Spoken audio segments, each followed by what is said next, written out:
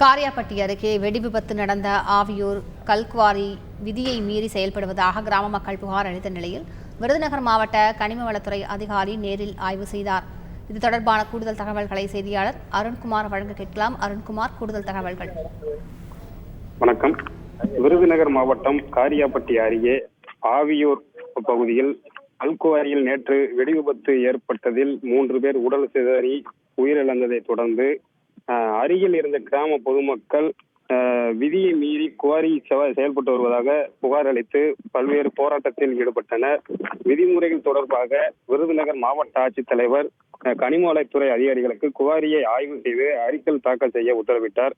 இந்த நிலையில் தற்போது விருதுநகர் மாவட்ட கனிம வளத்துறை துணை இயக்குனர் தங்க முனியசாமி அவர்களின் தலைமையிலான அதிகாரிகள் மற்றும் அருப்புக்கோட்டை காவல் துணை கண்காணிப்பாளர் காயத்ரி, திருச்சுழி காவல் துணை கண்காணிப்பாளர் ஜெகநாதன் மற்றும் வருவாய்த்துறை அதிகாரிகள் குவாரியில் நேரடியாக ஆய்வு நடத்தி வருகின்றனர். இந்த குவாரியில் தொடர்ந்து விபத்துகள் நடைபெற்று வருவதாகவும் இதனால் இப்பகுதியில் பெரும் சேதாரங்கள் ஏற்பட்டு வருவதாகவும் இப்பகுதி மக்கள் தொடர்ந்து போராடி வந்த நிலையில் குவாரியை நிரந்தரமாக மூட வேண்டும் என கோரிக்கை விடுத்ததின் அடிப்படையில் தற்போது அதிகாரிகள் ஆய்வு செய்து வருகின்றனர். நன்றி அருண்குமார்.